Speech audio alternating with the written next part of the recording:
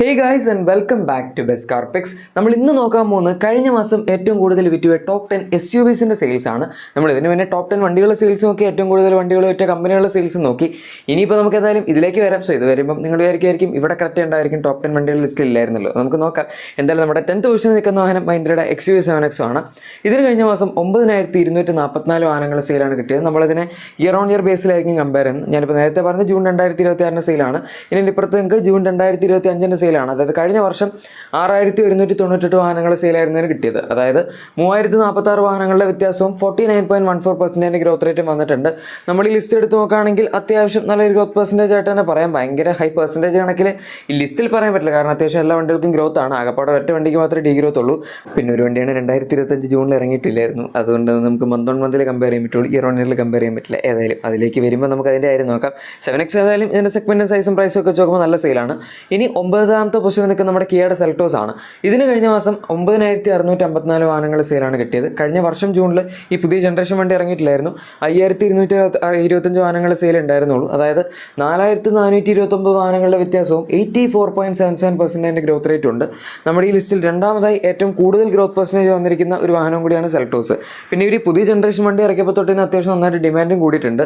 അതായത് മിക്കവാറും ഒക്കെ ഇപ്പോഴും ഒരു 9000 to 10,000 ഇടയിലൊക്കെ കണ്ടിന്യൂസ് ഇപ്പോൾ സെയിൽ കിട്ടുന്നുണ്ട്. പണ്ട് ഈ പഴയ ജനറേഷൻ ലാസ്റ്റ് ഫേസ് ലിഫ്റ്റ് വന്ന വണ്ടിയാണെങ്കിൽ പോലും അതിങ്ങനെ കണ്ടിന്യൂസ് ആയിട്ട് മാറിക്കൊണ്ടിരിക്കുകയായിരുന്നു. ചില സമയത്ത് 5000 ആയിരിക്കും, ചില മാസങ്ങളിൽ 6000, ചില മാസങ്ങളിൽ 7000, 8000, ചില മാസങ്ങളിൽ സോണറ്റിനെ കുറവായിരിക്കും, ചില മാസങ്ങളിൽ സോണറ്റിനേക്കാൾ കൂടുതലായിരിക്കും. അങ്ങനെ ഇപ്പോൾ പക്ഷേ അങ്ങനെയൊന്നുമില്ല. മിക്ക മാസങ്ങളിലും സെൽറ്റോസിനാണ് സോണറ്റിനേക്കാൾ കൂടുതൽ സെയിൽ കിട്ടാറുള്ളത് എന്നതാണ് മറ്റൊരു സത്യം.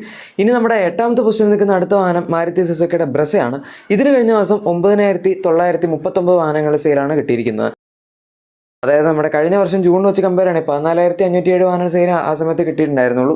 4568 വാഹനങ്ങളുടെ വ്യത്യാസം 31.49% ഡീഗ്രോത്ത് റേറ്റും വന്നിട്ടുണ്ട്. നമ്മുടെ ഈ ലിസ്റ്റിൽ ആകപ്പാടെ ഡീഗ്രോത്ത് വന്നിരിക്കുന്ന ഒരേ ഒരു വാഹനം കൂടിയാണ് ബ്രസ.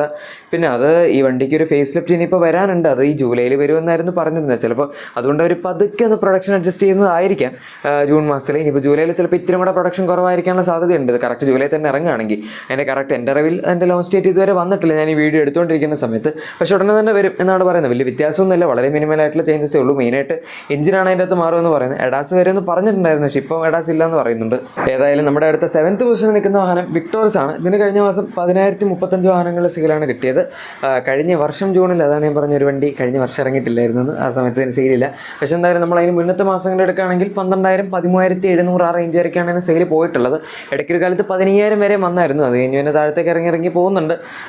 ഏതായാലും മാരുതിയുടെ തന്നെ, അതായത് സുസുക്കിയുടെ തന്നെ ഗ്രാൻഡ് വിറ്റാര ഈ സെയിം സെഗ്മെൻറ്റിൽ എക്സിസ്റ്റ് ചെയ്യുന്ന നെക്സ വഴി വരുന്ന വേറൊരു വണ്ടിയാണ്. അതിനൊക്കെ ആദ്യം ഇത്രയും സെയിലൊക്കെ ഉണ്ടായിരുന്നത് ഈ റേഞ്ചിൽ. അത് കഴിഞ്ഞ് ഇപ്പോൾ അത് താഴത്തേക്ക് പോയി വിക്ടോർസ് അതിൻ്റെ സ്ഥാനം പിടിച്ച് കയറി എന്ന് നമുക്ക് വേണമെങ്കിൽ പറയാം. പിന്നെ ആ വണ്ടികൾ, അതായത് ഗ്രാൻഡ് വിറ്റാരയും ഹൈറൈഡറും രണ്ടും ടൊയോട്ടയുടെ പ്ലാനിലാണ് പ്രൊഡ്യൂസ് ചെയ്യുന്നത്. അപ്പോൾ അത് ടൊയോട്ട ഡിമാൻഡ് അനുസരിച്ച് ഇടയ്ക്കിടയ്ക്ക് ഇങ്ങനെ മാറ്റിയും കുറച്ചും ഒക്കെ കളിക്കും. ചില സമയത്ത് ഹൈറൈഡറിന് കൂടുതൽ സെയിൽ വരും, ചില സമയത്ത് ഗ്രാൻഡ് വിറ്റാരയ്ക്ക് വരും. അങ്ങനെ ഇതിപ്പോൾ സുസുക്കിയുടെ കൺട്രോൾ ആയതുകൊണ്ട് അവർക്ക് എന്ത് വേണമെങ്കിലും ചെയ്യാം. പ്രൊഡക്ഷൻ കൂട്ടാൻ കുറയ്ക്കാം. അങ്ങനെ ഏതായാലും ഇനി അടുത്ത നമ്മുടെ 6th പൊസിഷനിൽ നിൽക്കുന്ന വാഹനം മഹീന്ദ്രയുടെ XUV 3XOയും അതുപോലെ തന്നെ അതിൻ്റെ ഇലക്ട്രിക്കുമാണ്.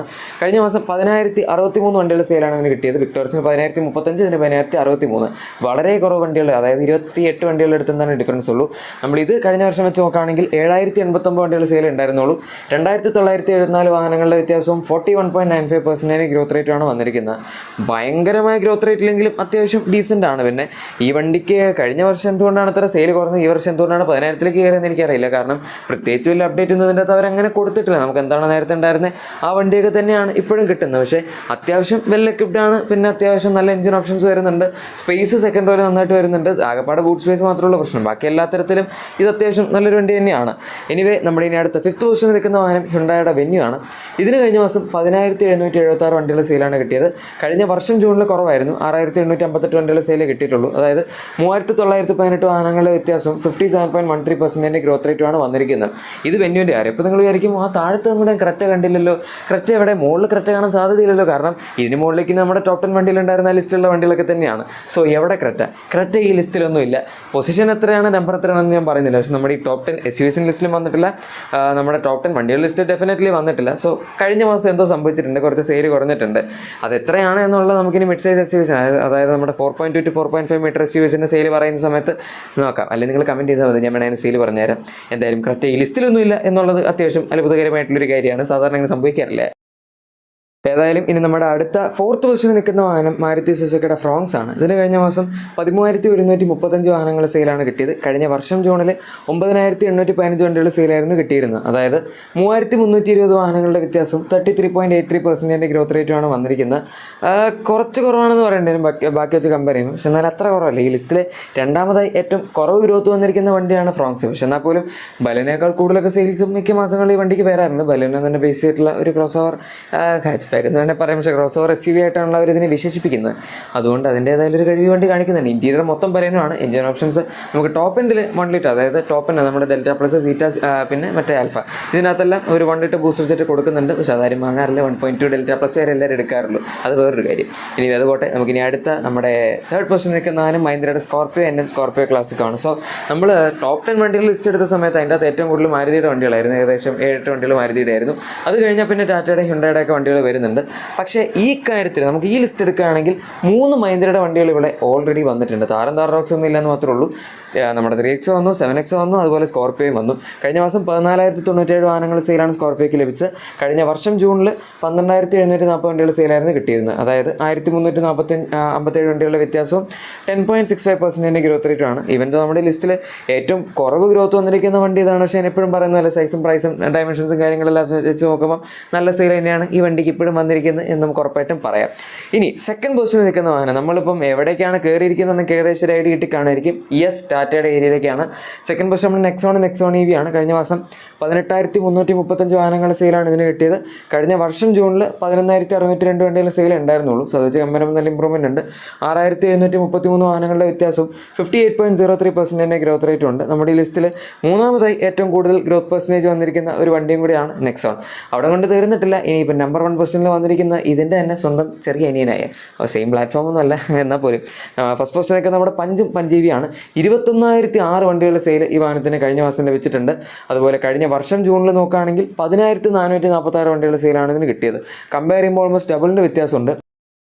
10,560 വണ്ടികളുടെ വ്യത്യാസവും അതുപോലെ 101.09% ഗ്രോത്ത് റേറ്റുമാണ്. നമ്മുടെ ഈ ലിസ്റ്റിൽ ഏറ്റവും കൂടുതൽ ഗ്രോത്ത് പെർസെൻറ്റേജ് വന്നിരിക്കുന്നത് ഡെഫിനറ്റ്ലി ഈ വണ്ടിക്ക് തന്നെയാണ്. അത് ഫസ്റ്റ് പൊസിഷനിൽ നിന്നിട്ട് ഇത്രയും വലിയ ഗ്രോത്ത് പെർസെൻറ്റേജ് വരെ എന്ന് പറയുന്നതാണ് അതിൽ ഏറ്റവും വലിയ കാര്യം. പിന്നെ പഞ്ചാണെങ്കിലും 2025 ഇതിൻ്റെ സെയിൽ അത്ര ഗംഭീരമല്ലായിരുന്നു. അത് കഴിഞ്ഞ് 26 ആയപ്പോഴേക്കും പിന്നെയും പിടിച്ച് കയറി. നെക്സോണും പഞ്ചും രണ്ടുപേരും അത്യാവശ്യം നന്നായിട്ട് വിൽക്കുന്നുണ്ടെന്നുള്ളതാണ്. അല്ലെങ്കിൽ ഏതെങ്കിലും ഒരു വണ്ടിക്ക് ഇത്രയും ഉണ്ടായിരുന്നുള്ളൂ. സോ ടാറ്റ പ്രൊഡക്ഷൻ കപ്പാസിറ്റി ഇപ്പോൾ നന്നായിട്ട് വർക്ക് ചെയ്യുന്നുണ്ട്. വരും കാര്യങ്ങളിൽ ഇനിയും ചിലപ്പോൾ കൂടുമായിരിക്കും.